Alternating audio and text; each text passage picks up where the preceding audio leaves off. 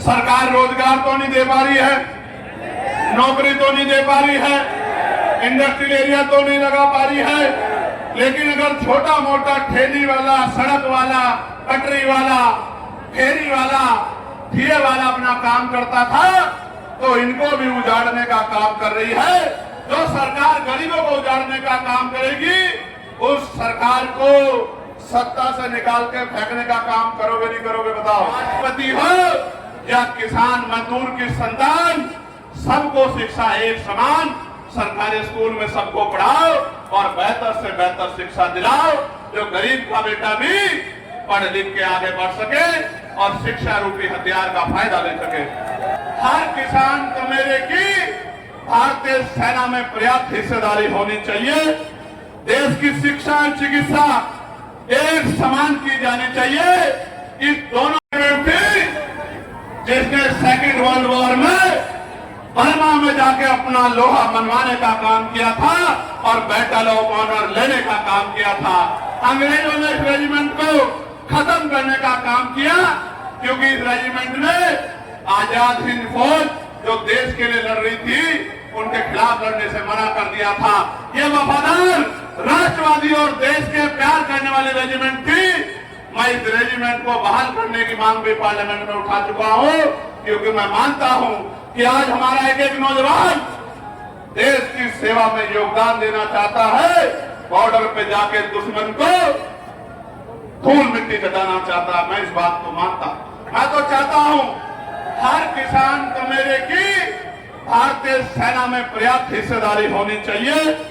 देश की शिक्षा और चिकित्सा एक समान की जानी चाहिए। इस दोनों मांगों को मैं पार्लियामेंट में उठा चुका हूं कि राष्ट्रपति हो या किसान मजदूर की संतान, सबको शिक्षा एक समान सरकारी स्कूल में सबको पढ़ाओ और बेहतर से बेहतर शिक्षा दिलाओ, जो गरीब का बेटा भी पढ़ लिख के आगे बढ़ सके और शिक्षा रूपी हथियार का फायदा ले सके।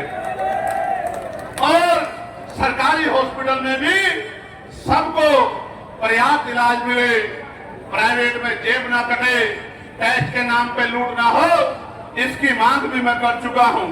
देश में कर्मचारियों की ये मांग है कि पुरानी पेंशन बहाल की जाए। इसके लिए भी मैं कई बार पार्लियामेंट में आवाज उठा चुका हूं, लेकिन निगम में सरकार कर्मचारियों के दुख को नहीं समझती। नगर निगम में संविदा कर्मियों को नियमित किया जाए एवं देश में संविदा समाप्त की जाए। मैं आपको विश्वास दिला कहता हूं, जितने संविदा कर्मचारी अभी जिस डिपार्टमेंट में लगे हैं, आजाद समाज पार्टी ताकत में आने के बाद सबको पक्की नौकरी हम लोग दिलाने का काम करेंगे। ये बात मैं आपको विश्वास दिलाता हूं। नगर निगम में नहीं, 2 अप्रैल 2018 में जो SC/ST के लोगों पे झूठे मुकदमे लगा के यहां भी शहादत हुई थी, मुजफ्फरनगर में भी शहादत हुई थी। आपको अंकुर याद है नहीं याद है? शहीद हमारा भाई अंकुर, उन झूठे मुकदमों को वापस लिया जाए, इसकी मांग भी मैं पार्लियामेंट में उठा चुका हूं। वक्फ बिल जो देश के मुसलमानों के खिलाफ है, इसको वापस लिया जाए, इस कानून को वापस लिया जाए, इसकी मांग भी हमारी पार्टी जोर शोर से उठा रही है। और तहसील मैदान मवाना में जो 40 वर्षों से रविवार को 1000 लोगों द्वारा अपने ठिये लगा के अपने परिवार में बच्चों का पालन पोषण करते थे, वर्तमान सरकार उत्तर प्रदेश के मंत्री के इशारे पर पुलिस द्वारा पैट लगाकर सामान बेचने वालों पर लोगों पर लाठीचार्ज किया गया और जिसके कारण में रोष व्याप्त है और रविवार को पैट पुनः लागू किया जाए। भाई मेरी बात पर गौर करना आप सब लोग। सरकार रोजगार तो नहीं दे पा रही है, नौकरी तो नहीं दे पा रही है, इंडस्ट्रियल एरिया तो नहीं लगा पा रही है। लेकिन अगर छोटा मोटा ठेली वाला, सड़क वाला, पटरी वाला, फेरी वाला, ठिये वाला अपना काम करता था तो इनको भी उजाड़ने का काम कर रही है। जो सरकार गरीबों को उजाड़ने का काम करेगी उस सरकार को सत्ता से निकाल के फेंकने का काम करोगे नहीं करोगे बताओ। एक मांग किसान यूनियन के साथियों द्वारा भी है कि गढ़मुक्तेश्वर में खनन और भूमाफिया के खिलाफ जो लड़ाई लड़ने का काम किसान यूनियन कर रही है, प्रशासन खनन और भूमाफिया को बचाने का काम कर रहा।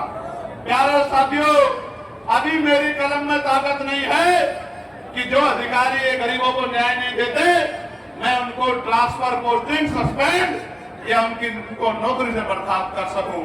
लेकिन वो दिन भी दूर नहीं है। जिस तरह की भाव मैं देख रहा हूं कि वो कलम की ताकत भी आपके आशीर्वाद से आने वाले समय में आजाद समाज पार्टी के पास आएगी, ये बात भी मैं महसूस कर रहा हूं। प्यारे साथियों, पुलिस के भाइयों से कभी कभी मेरी नाराजगी हो जाती है, लेकिन आप जानते हैं पुलिस के भाइयों को 8 घंटे नौकरी करने को मिले और सप्ताह में 1 दिन छुट्टी मिले और बॉर्डर स्कीम खत्म की जाए और वेतन विसंगतियां दूर हो और इनको आवाज दिया जाए, इसकी मांग भी पार्लियामेंट में अगर किसी ने उठाने का काम किया तो वो आपका चंद्रशेखर आजाद है। अर्धसैनिक बलों के वेतन से टैक्स खत्म कराने का काम, आशा बहनें, आंगनबाड़ी बहनों के, भोजन माताओं के, ग्राम पंचायत साहबों के वेतन वृद्धि की मांग भी अगर किसने उठाने का काम किया तो वो चंद्रशेखर आजाद ने किया। और मैं आपको याद दिलाता हूं, मान्यवर काशीराम साहब कहा करते थे, जो जमीन सरकारी है वो जमीन हमारी है, ताकत बनने दो गरीब, हर गरीब के घर तक इस पे जमीन नहीं है, जमीन पहुंचाने का काम आजाद समाज पार्टी काशीराम करेगी। और जिन पे घर नहीं है उनको जमीन और घर बना के देने का काम, इज्जत की जिंदगी दिलाने का काम आजाद समाज पार्टी काशीराम करेगी। मेरी बात को आप याद रखें। और तो और बहनों के लिए जितना भी वो पढ़ना चाहती हैं, पढ़ाई मुफ्त करने का काम आजाद समाज पार्टी करेगी कि बहनों को भी पंख लगे और वो उड़ के कामयाब हो सके, उनको बराबर का मान सम्मान।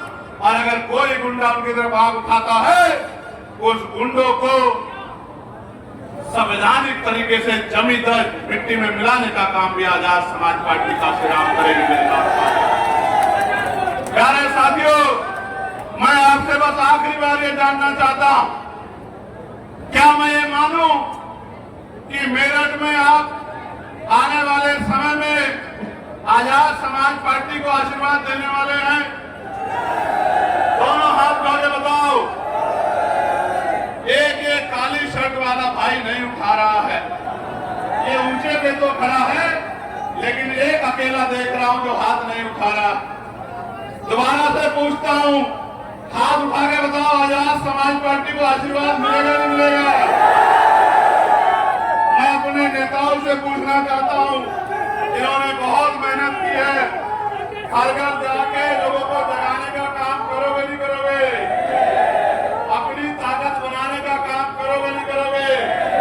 और ये जो नौजवान नेता हैं, मैं इनको भी कहना चाहता हूं, उम्र पे मत जाना, ये इसी उम्र में क्रांति के बीज पैदा होते हैं और इसी उम्र से क्रांति की ज्वाला को लेकर आगे बढ़ना। एक दिन आप नौजवान असेंबली और पार्लियामेंट में गरीबों की आवाज बनने का काम करोगे, मेरा ऐसा भरोसा। मैं आपका बहुत बहुत आभार प्रकट करता हूं इस बात के साथ कि आने वाले समय में आपकी ताकत भी बनेगी और अन्याय की आंधी भी उठेगी और जुल्म पे जुल्म का हिसाब भी होगा। बहुत बहुत धन्यवाद। जय भीम, जय भारत, जय